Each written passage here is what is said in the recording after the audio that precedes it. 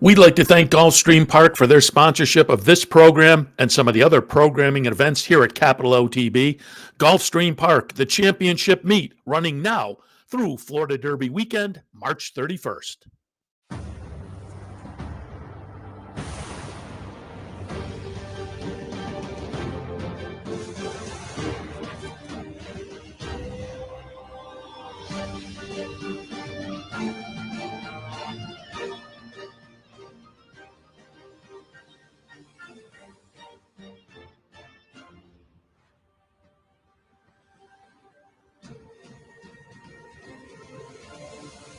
Broadcasting live from the Capital OTB studios, this is Racing Across America with Seth Merrow.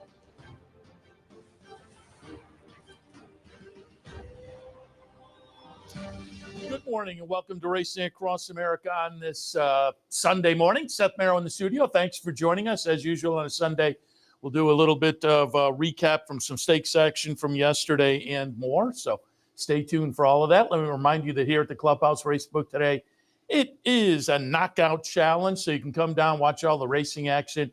As always, on the weekends, you can watch the sports on the screens as well. Grab a little lunch maybe at Fredella's and play the knockout challenge this afternoon right here, Clubhouse Racebook, 711 Central Avenue in Albany. Let me remind you that also next weekend, we will be live from Gulfstream Park, Friday and Saturday morning, live from Gulfstream Park. We the team heads out on Wednesday. Get down, we'll tape some interviews and whatnot on Thursday, and we'll be live from Gulfstream Park on Friday morning and Saturday morning, Fountain of Youth weekend. So looking forward to that. Hopefully you are as well, but mark that on your calendar for next Friday and Saturday morning, live from Gulfstream. Yesterday was Saudi Cup Day, so we will take a look at a couple of those races that had American entrants in that were certainly notable and worth rooting for. And we'll watch some of the results there and then get on to a great day of stakes racing right here stateside, highlighted obviously by the big day at Oaklawn. But let's start things out over in Saudi Arabia, and we'll kick it off taking a look at the Saudi Cup. The big rooting interest for the Americans obviously was National Treasure coming out of the big win in the Pegasus World Cup. National Treasure will, however, do no better. And let me get my chart here. National Treasure winds up fourth. Saudi Crown winds up third. So there was another American entrant of note, but making a big late run and getting up. It was yet another American runner. You can see him grinding there, and it will be on the line. Senior Buscador gets it done over Ushba Tesoro, Japanese runner. Saudi Crown, as I say, third. National Treasure fourth, but Senior Buscador getting it done for trainer Todd Fincher. I mentioned the big win by National Treasure in the Pegasus, but a neck behind that day was Senior Buscador. Look at that. This is a nice performance. Number 12, Senior Buscador, makes the big late run, goes by most of the field in the last, in the stretch run to get it done. A mile and an eighth, purse $20 million. I believe half of that goes to the winner. So not a bad payday. Take your shot going over. Trainer Todd Fincher. I've mentioned him the last couple of years here on the show, particularly with Senior Buscador, who has, I think, elevated his notoriety. But for folks around here, upstate New York, we watch the NYRA circuit and maybe more the East Coast. So maybe Todd Fincher has floated under the radar for people. But he's a high percentage guy down in the southwest portion of the country. Mainly the New Mexico area. But as they say, Senior Buscador has kind of taken him around the country and I think elevated his level of, as they say, notoriety or famousness on the training side of things with a horse who now, again, the horse had $1.5 million already yesterday, is going to elevate that nicely. Close up second with a big closing run to just miss behind National Treasure in the Pegasus World Cup back in January. They take the shot going over there and get it done. That was some performance, making the late run for Senior Buscador. We'll see what's in store for the 6-year-old for the rest of the year. Before the Pegasus, he had run second in the Cigar. He was 7th in the Breeders' Cup Classic, 3rd in the Awesome Again. He was 4th in the Pack Classic. He'd won the San Diego. Bounced around. You just look at the number of tracks on the page here. Gulfstream, Aqueduct, Santa Anita, Del Mar, Oaklawn, Sunland, Keeneland, Churchill. So he's been taking Todd Pletcher and the team all around the country and now around the world to be successful. Junior Alvarado on board, so congratulations to him as well, and a big payday for Junior. And he said he got to the line, and he was saying, come on, boy, and he felt he could do it, and he did it. Senior Buscador gets it done in the Saudi Cup. And again, National Treasure winds up 3rd. National Treasure winds up 4th. Saudi Crown winds up 3rd. The other American entrant of note, White Abario wound up 10th in there. Also yesterday in Saudi Arabia was the Saudi Derby.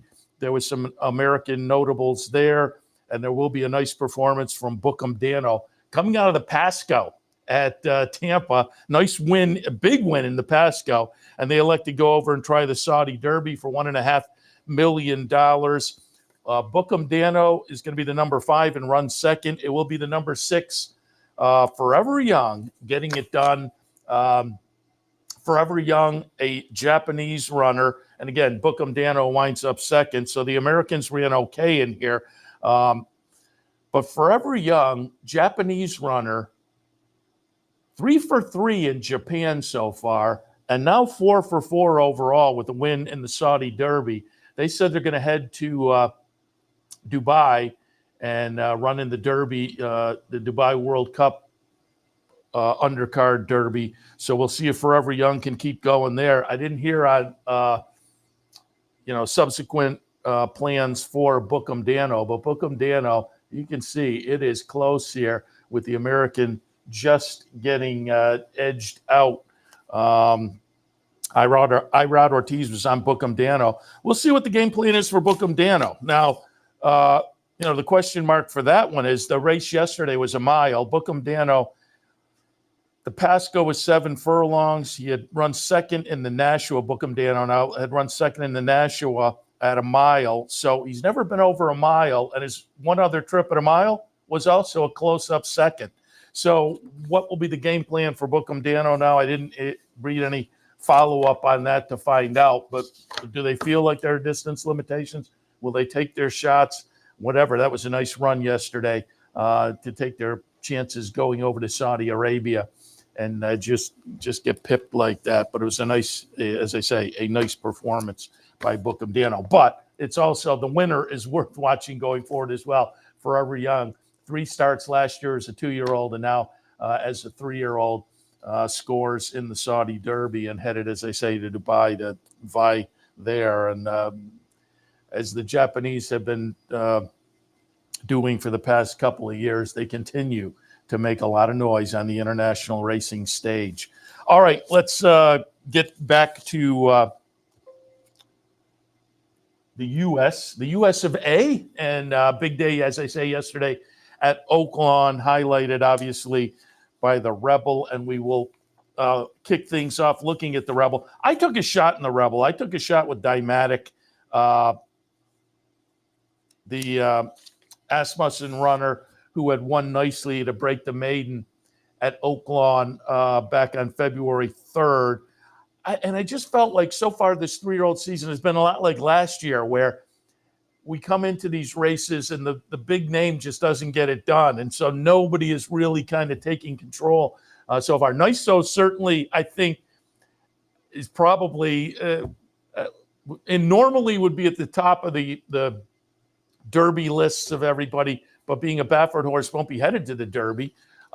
Mystic Dan, I keep saying, with the win in the Southwest and a big number, he's interesting, but the rest of his resume didn't quite support that. We want to see what Mystic Dan does next. So again, fierceness with the third, and then Sierra Leone kind of stepping up last week to make a little noise for himself.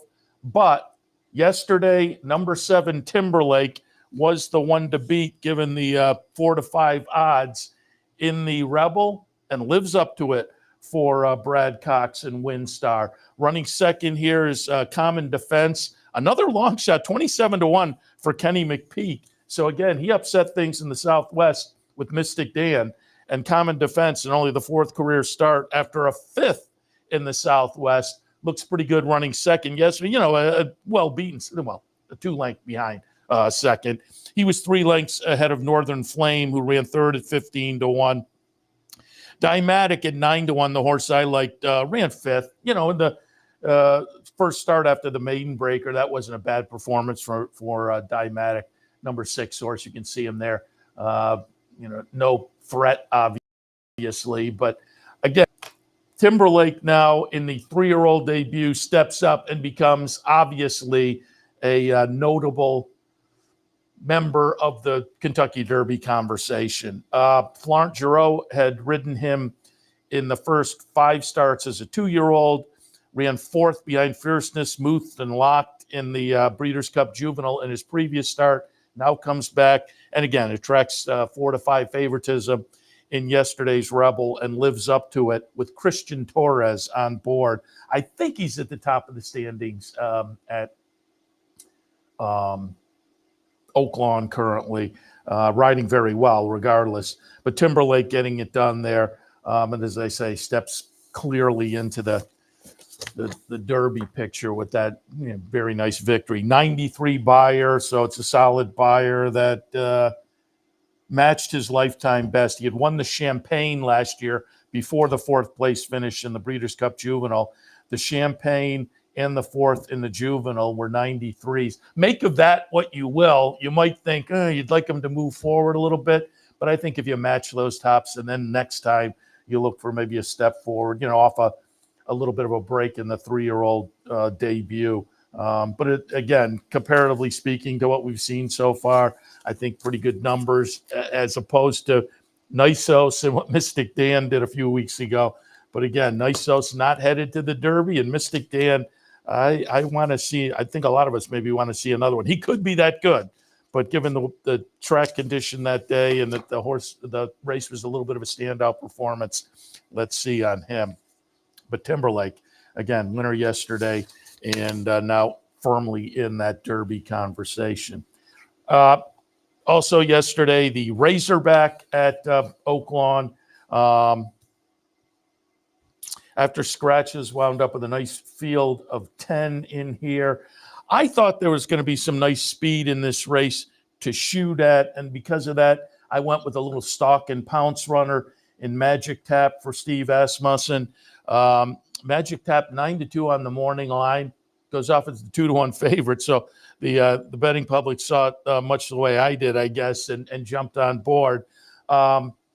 Octane for Juan Alvarado was part of that speed and wound up kind of sitting second much of the way and then took the lead. Octane, the number 5 horse. Magic Tap is the number 8, who does make a nice late run like I anticipated, but can't catch Octane, who got first jump. Running third was Notary, number 11, who also seemed to be a little bit of a player in there with, again, potentially a stalk and pounce kind of a run. Notary was 10-1 on the morning line and eventually went off at 9-1, just below 10-1. I thought that was the morning line looked a little generous on Notary.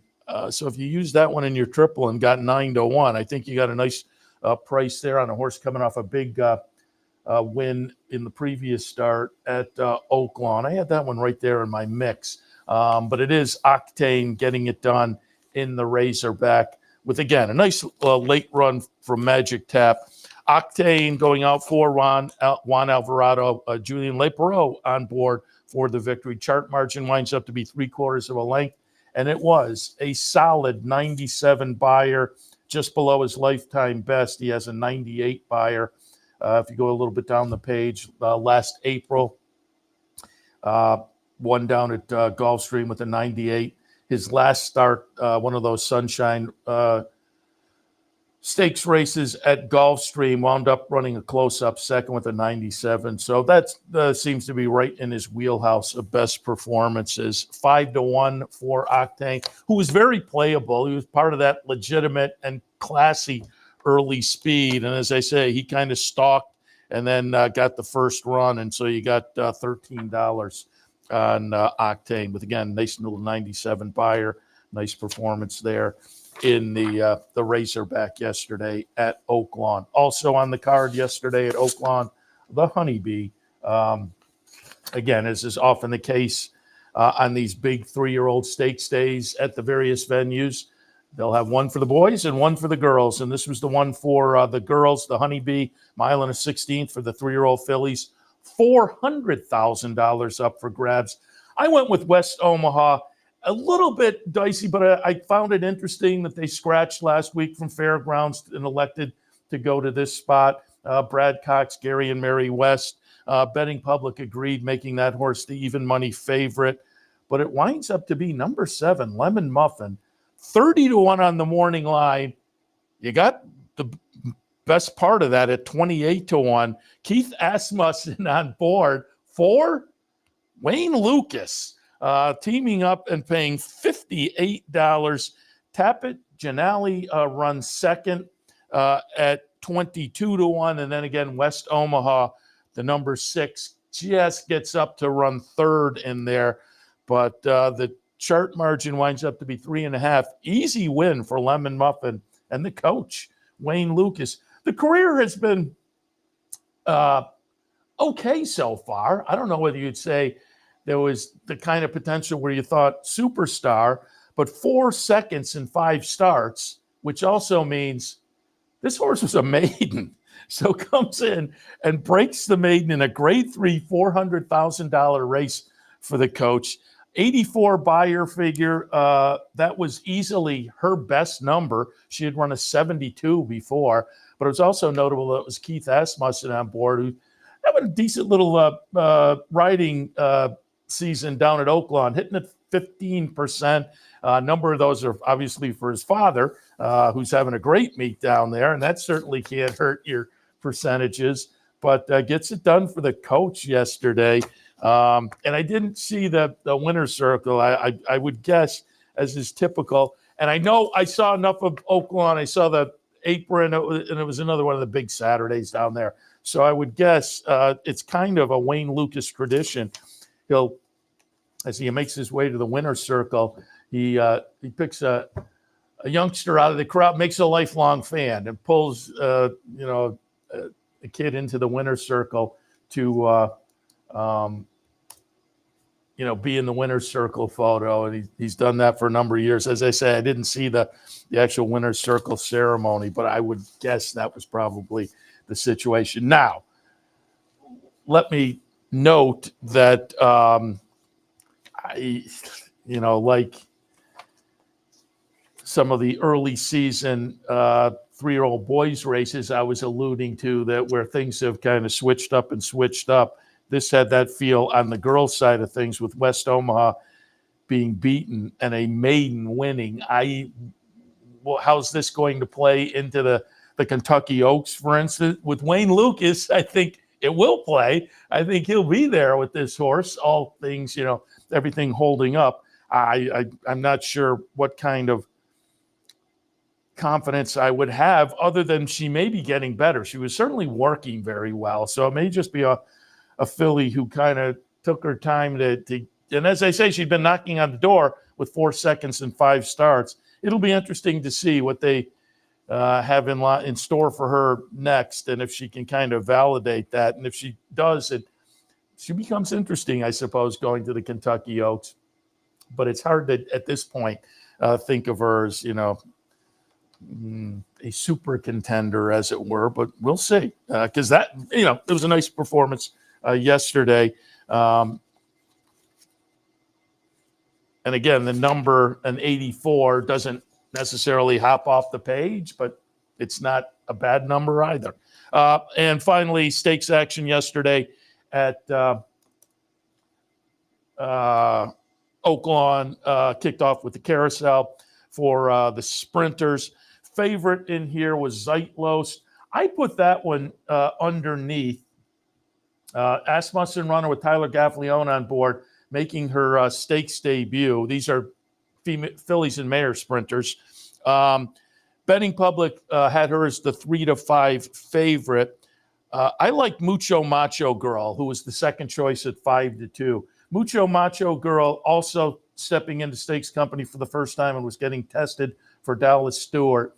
Mucho Macho Girl is going to be the number 7 horse. As I say, she goes off at 5-2 as the second choice. Zeitlos, the number 8, as the 3-5 favorite. Zeitlos does make the run here, and you can tell about this point. Yeah, she's got it. Now, the interesting story is Backyard Money at 26-1. Gives her all she can ask for. The chart margin does wind up to be a length and a half, but it's a pretty clear from second to third for the 28-1 shot over Mucho Macho Girl, the horse I like, who ran third. So Asmussen with a potential stakes quality filly sprinter now. 9 starts in the career, and as I said, have been bouncing around and doing okay in allowance company.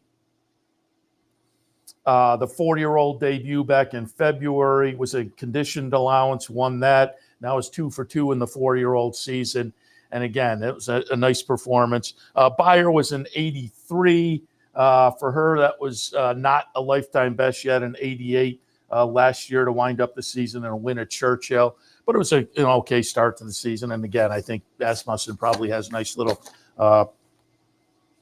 4-year-old sprinting female going forward. But I mentioned Backyard Money, and I will note that it was the coach, Wayne Lucas, who had a pretty good day yesterday. Runs second at 26-1. And again, Zeitlos, you got $3.40 for the win. But if you like the coach horse underneath, you wound up with $75 for the exacta. $3.40 horse turned into $75. Again, had you liked the Wayne Lucas horse in the second spot, or if you have some close relationship to 8-4, because that was the exacta. So if you're just maybe playing some numbers, you could have wound up being happy as well. But there were your results at Oaklawn yesterday. Nice stakes day. You had some logicals, you had some upsets, and it was a fun day, and results that are going to play into going forward. Like I say, the filly, 3-year-old filly side of things, your first stand thought is, I'm not sure how that'll play in the Kentucky Oaks, but it is Wayne Lucas. It does seem like a filly maybe going forward, so that'll play.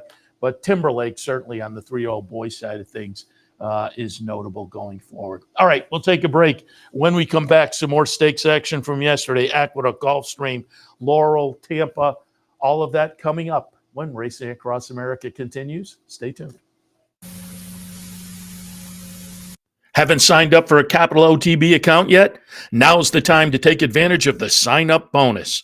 Open up a new account with $200 or more, bet $400 by the end of the month, and receive a bonus $200 into your account. Plus, you can take advantage of everything an OTB account has to offer. Wagering from any device, live streaming, racing info, past performances, online promotions, and more. Sign up today and take advantage of the new account bonus. Details at capitalotb.com.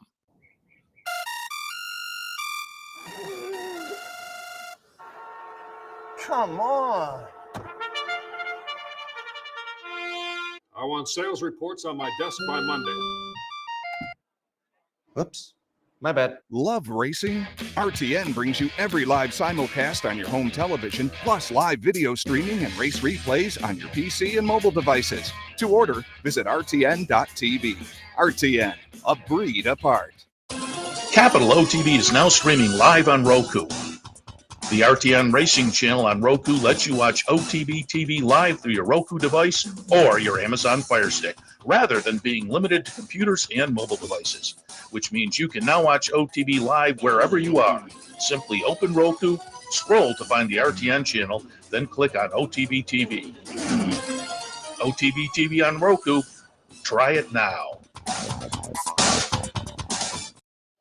Welcome back to Racing Across America. Seth Merrow in the studio. Thanks for joining us. Let's take a look at the stakes action yesterday from Aqueduct.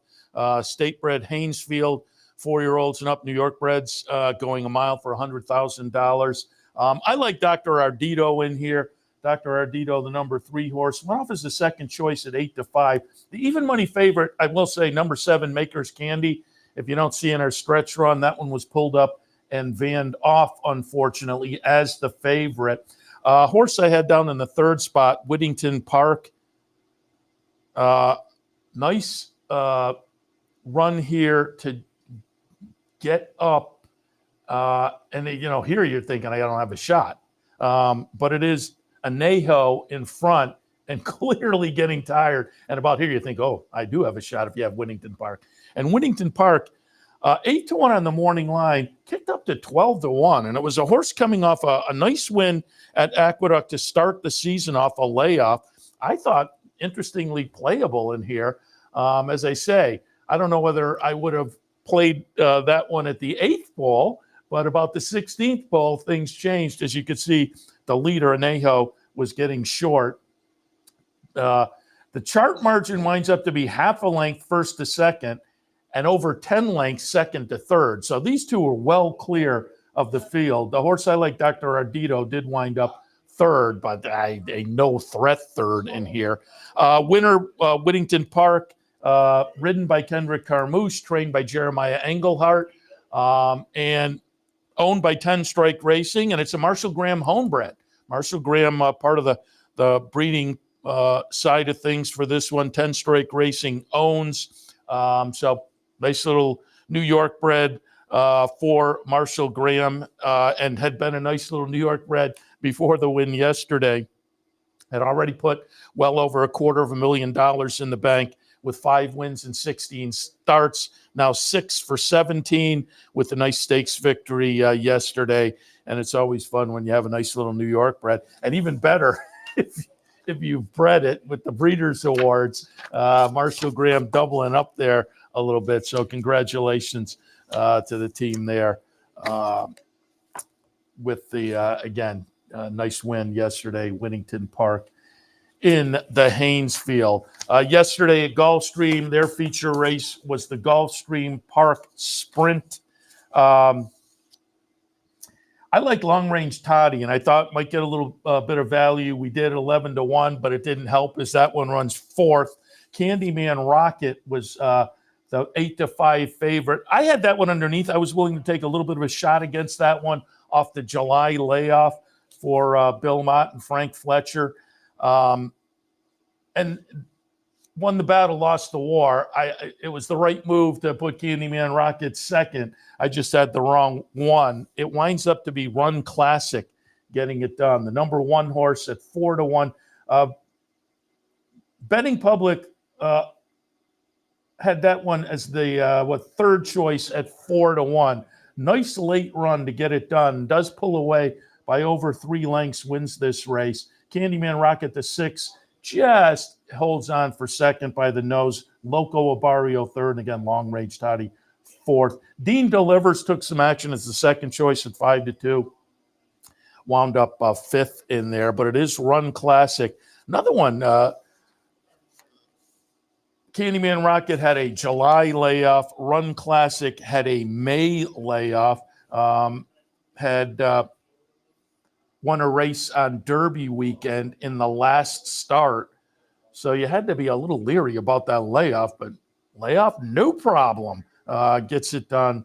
And again, you got $10 and change there. Javier Castellano on board. So nice win for Run Classic off of the layoff. And we'll see what they do with that one. If you can do that off the layoff in a nice little stakes race, you would think they would have stakes on the calendar. Just where will they shop around and head to next out? All right. Also on the agenda, and let me see where my pages are here for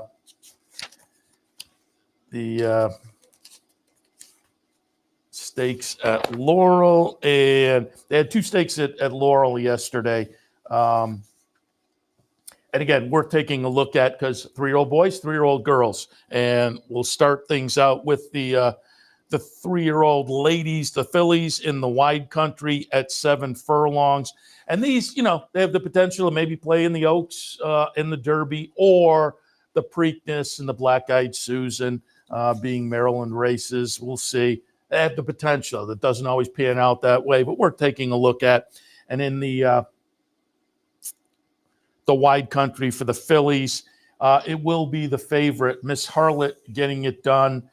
She's the number 6 horse in here. Went off as the 3-2 favorite. The chart margin will be 3/4 of a length. Determined Driver, the number 3, runs second, and Ronan Goddess as the second choice at 9-5 runs third. But Miss Harlot, again, is the favorite. Now, 3 wins in 4 career starts.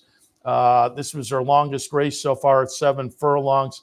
She's getting caught there at the end, but there wasn't. The jock wasn't necessarily persevering. Kind of waved the stick a little bit, but you can see he was kind of confident coming under the wire. So again, we will see what their game plan is. These are the kind that you just don't know exactly, given that she's run 6 furlongs, 5.5, and now 7, and has won at 6, 5.5, and 7.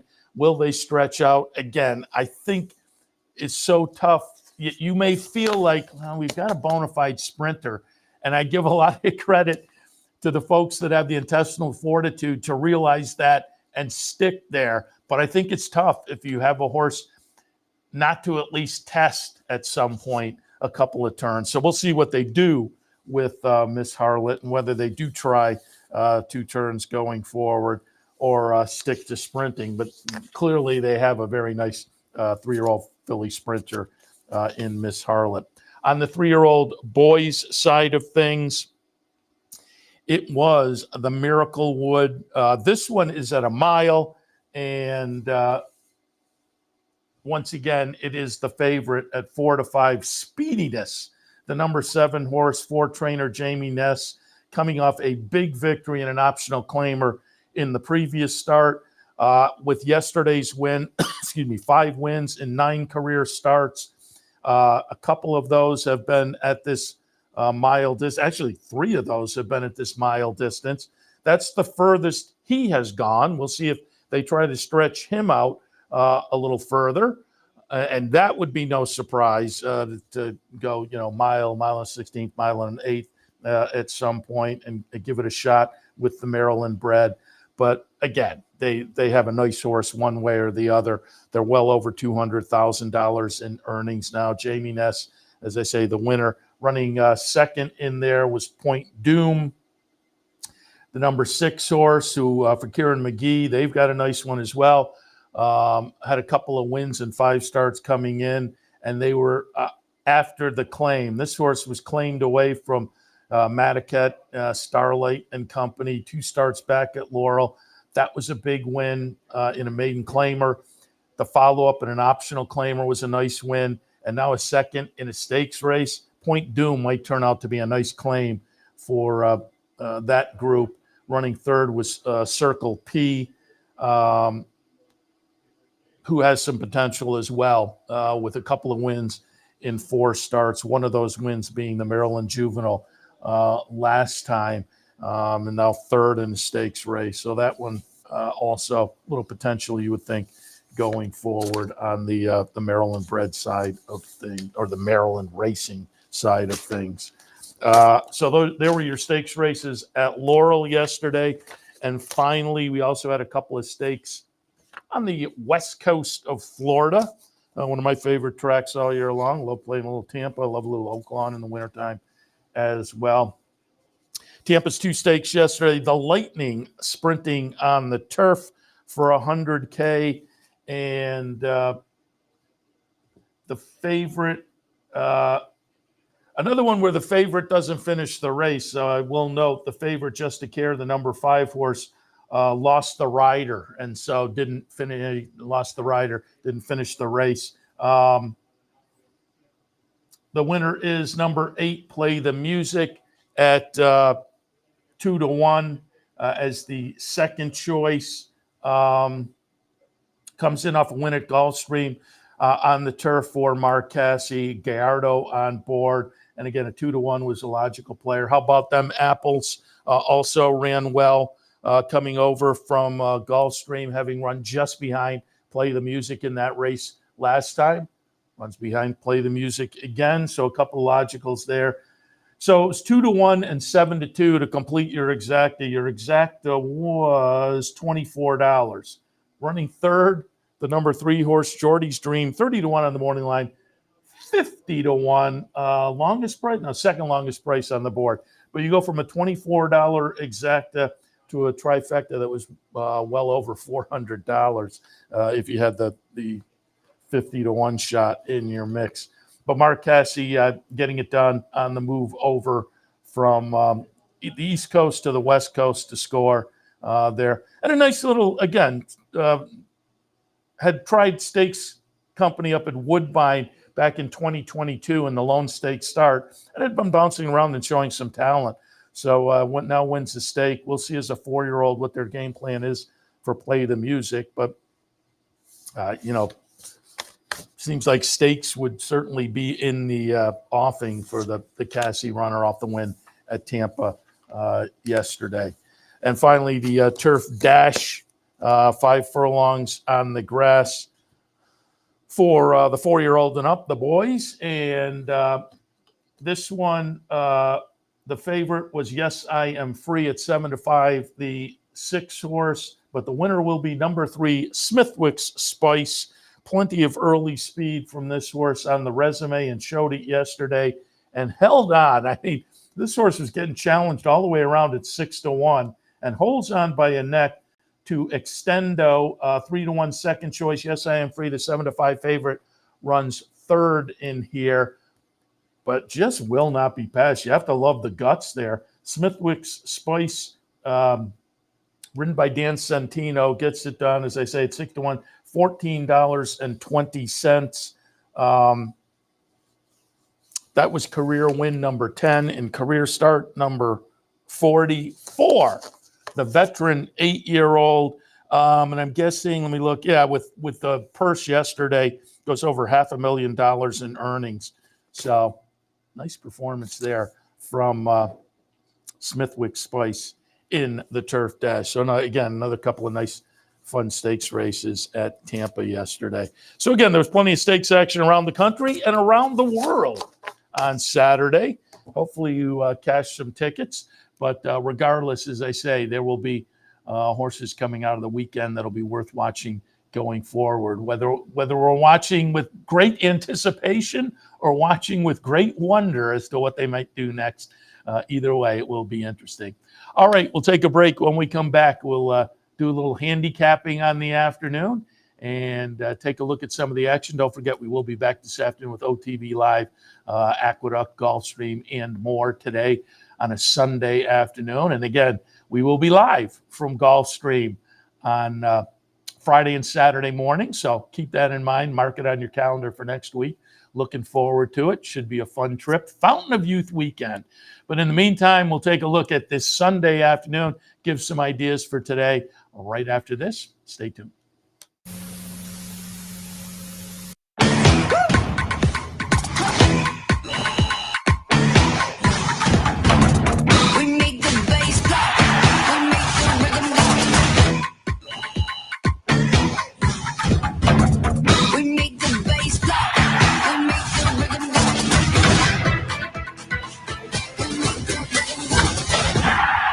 There's no better place to enjoy horse racing action than the Capital OTB Clubhouse Racebook, 711 Central Avenue in Albany, just minutes off of I-90. The Clubhouse Racebook features over 200 flat-screen TVs, bringing you racing action from across the country, plus all the major sporting events. Racing info, tip sheets, promotions and events, track odds, plenty of parking, and a full bar and restaurant. Stop by today. Capital OTB's Clubhouse Racebook, 711 Central Avenue in Albany. Gulfstream Park's championship meet brings world-class thoroughbred racing to South Florida each winter, and it's a prime reason to offer the best turf racing possible. Having the best surfaces is the key to offering a superior racing product. We are committed to attracting the world's best horses, trainers, and jockeys to run over our exceptional course. Gulfstream Park's new turf course will be unveiled this December. Welcome back. Why don't we, since we're headed to Gulfstream next week, why don't we take a look at the late pick 4 at Gulfstream? And again, not putting a ticket together or anything, but just kind of giving some ideas on the day and the card. The late pick 4 today kicks off with the Gulfstream 7th. It will be a maiden special weight event, 7.5 furlongs on the grass. And I just pulled up. Scratches aren't really listed yet. There are some also eligibles that are out, but they're listing it as fast and firm. So hopefully that stays as so. So we're scheduled for the turf for race number 7 at Gulfstream today. I'm 10, 6, 2, and 4. I'm going to put deflection on top. Hasn't shown a whole lot so far finishing position. But if you look at the numbers, good match with this group. Now, the knock is going to be, and it could be a significant knock, post position. You're on the outside post going to 7.5, and that's 2 turns on the grass. You might be up against it a little bit. Tyler Gaffleone is on board. I'll trust him to get a good ride. But again, the post position, we'll have to, and let me see if I can just quickly, I printed up before the morning line. So let me just see if I can grab a little morning line and maybe give an idea there, because I think you got to demand at least a little bit of value, I think, given the post position. And I don't know what the morning line is going to say about that. But regardless of what the morning line, you'll want it. Yeah, 9-2 on the morning line. So that would be right, I would think. Second spot, number 6, privacy setting, going out for Dale Romans. Claim from Chad and Klarovich. Now, this is a Kingman from Chad and Klarovich. They do pretty well with these Kingman runners, and that they drop this one in for a tag in the first start is a little bit of a question mark, but the horse ran well. And so maybe it'll be a clever claim for Dale and company. I'll take a little pop with that one in the mix. But again, there is the question mark. And then Kate's Charm in the 3rd spot. An Uncle Mo runner, paid a lot of money for this one at auction. It's Tracy Farmer and Mark Cassie. Castellano on board. Showed a little punch in the debut before fading. Had maybe a little trouble in that one. I'm going to look for this horse to benefit from that start and move forward. So we'll put Kate's Charm in the mix as well. 7th race at Gulfstream, 10, 6, 2, and 4. 8th race at Gulfstream on this Sunday afternoon. Optional claimer, starter allowance, mile and a 16th on the synthetic. I'm 7, 2, 3, and 4. I'm going to put Spirit Animal on top. Marty Drexler runner, who, again, he's having a nice meet. And I had looked up his stats a few weeks ago from last year. He had a really nice championship meet last year. And it really started to heat up and get even better at about this point into March, just before he headed back to Woodbine. And maybe that says something. Maybe he had some of these horses that are like, let's get them really cranked up and kind of jump in with some hot horses at Woodbine. Maybe that's the game plan. But again, it was notable, or is notable, given the date, that last year, this was about the time things really started to heat up. Now, that said, he's already had a pretty good meet, and this was one of those. Came down from Woodbine, last seen at Woodbine in November, and then won here at Gulfstream on January 28th. So a horse that's in good form, I think fits nicely with a fairly competitive bunch. Fly the W, the number 2 horse, ran third to Spirit Animal last time. That broke a 2-race win streak. So and was beaten by Spirit Animal, ran third, but was just behind. So another horse that's in good form and is clearly very, very dangerous. And Racecraft was well behind the top 2 last time. But the nice win, 2 back, that nice win, I think bodes well that this horse is better than we saw last time and is in a little bit of a mode over the last few starts going back to November of good, bad, which would make this a good. I don't always believe in that, but sometimes it does seem to work out. And this horse is on that cycle. At workout or not, this would be the good. So worth maybe throwing into the mix this afternoon. Number 3, Racecraft in the 8th at Gulfstream. 8th race at Gulfstream, 7, 2, 3, and 4. 9th race at Gulfstream this afternoon. We are back on the turf course. Conditional claimers going 8.5 furlongs. I'm 4, 7, 10, and 9. I'm going to use number 4 forwardly on top. It's Chad Brown. Hasn't been seen since October at Aqueduct and hasn't been seen in the winner's circle in a year and a half. But as a 5-year-old, this is a pretty lightly raced 5-year-old. They come back for the tag, but this horse has been for a lower tag before. A Chad horse in for a price like this is always a little bit of a concern, but typically they do pretty well. I think this horse talent-wise matches up nicely in here. These connections, Gaffleone on board. I'll use that one on top. Morning line, getting 6-1.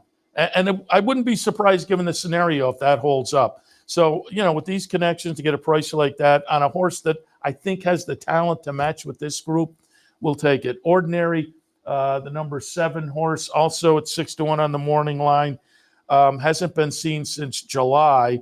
So another one that coming back off a layoff, like the top pick, that has to, that question has to be answered.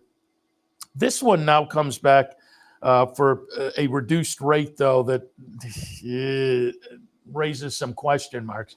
But it's, again, one of those that there's the talent there. If the horse comes back and can kind of display that talent, and you look at that that February 9th workout, it seems to indicate the horse is on his toes and could be ready. So, again, there's some trepidation there, but I'll put 7 Ordinary in the mix. Number 10, Palace View. And number 9, St. Joe Louis. I have those 3rd and 4th. And again, they're in that question mark category of post positions to overcome. Mile and 16th on the grass, you're stuck outside like this. It's never a bonus. But again, on the morning line, 4-1, 9-2, you're getting probably the right value to play around. Palace View, it's Mark Cassie, Gary Barber and company, Edgar Zayas on board. 4th start back of the season, and as is often the case, the 3rd start back of the season was an improved number and an improved finish, but it wasn't a good enough finish to get this one a little money or anything, or certainly get bettors any money, as it was a 5th place finish. Now the 4th start back and dropping back in for the tag. I'm going to look for this one to move forward a little bit, but again, the post position is going to be an obstacle. Same with St. Joe Louis going out for Mark Hennig. This one, good second last time in an improved effort, and that attracted my attention. The last few starts has been running similarly, but that last one was at least an incremental improvement, and I think off of that, the horse is playable in here.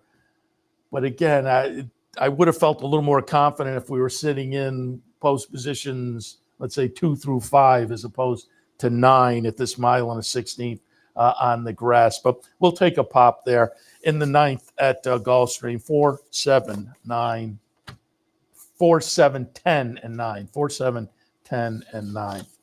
And the finale at Gulfstream on this Sunday afternoon. It will be maiden claimers going 8.5 furlongs on the synthetic. I have it 1-5-6 and 3. I'm going to use a couple of maidens by Kozan. And if you know, if you watch enough, you know I love the Kozan. First-time starters, but if they don't get it done in the first start or two, sometimes switch ups and they can then break through. And both of these are switching up a little bit. Kozenka, the number 1 horse, A, gets some class relief, but maybe B, more importantly, stretches out. So there are some switch ups to think in career start number 4, maybe gets an opportunity to live up to that Kozan sire early win breeding. And we are getting 12-1 on the morning line. No surprise off what we've seen so far. But that's the nice thing about these situations. You can get the Friday, there was a winner at Oaklawn by Cantheros that was switching things up. Cantheros is a good winner, early sire.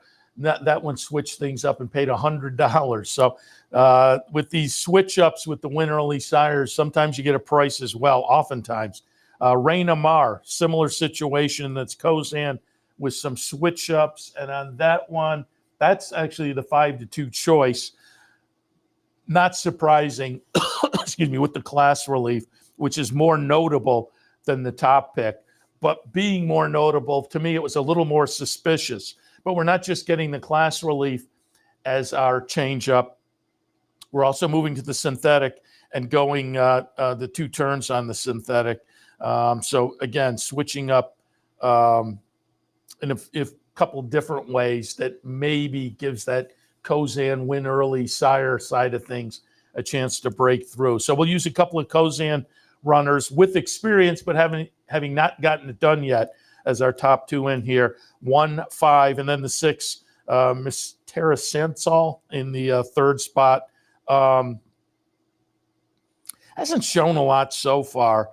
But on the numbers, as compared to this bunch and with the class relief, should fit okay. Dropping today, taking a notable drop, but I think a realistic drop off what we've seen in the first couple. So I'll put that one in the mix as well. In the 10th and final at Gulfstream, 1, 5, 6, and 3. All right, there's some ideas for this afternoon. We'll be looking at those races live on OTB Live on this Sunday afternoon. So make sure you tune in. Back in, I don't know, about an hour or so, I guess, to kick things off. Let me just check our post times. Yeah, we're 12:50 at Aqueduct, but we're 12:10 first post today at Gulfstream. So again, an hour or so to kick off OTB Live for Sunday afternoon. Look forward to you tuning in. But we do also want to note that if you'd like to come down here and join us at the Clubhouse Racebook, we would love to have you on this Sunday afternoon. Again, you can watch all the racing action, a little lunch over at Fridella's if you'd like, and typically on a Sunday, lots of sports action as well. Great college basketball, obviously, this time of year. Syracuse with the victory yesterday on Jim Boeheim Day. Had to hold on after the huge start, but it was a nice win regardless. But again, if you come to the Racebook on this Sunday afternoon, you also get to play the Knockout Challenge. We'd love to have you down here to take your shot at that, have a little extra fun, or maybe win a little extra something this afternoon. Clubhouse Racebook, 711 Central Avenue in Albany.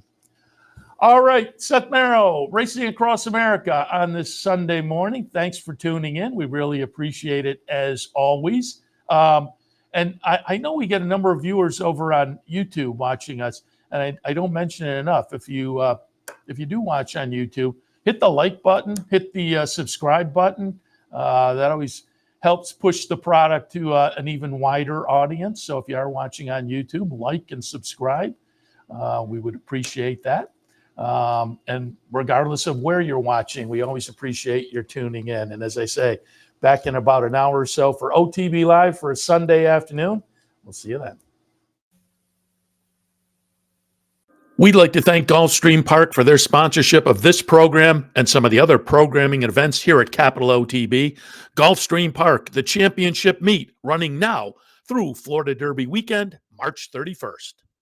You're watching OTB TV, a service of Capital Off Track Betting.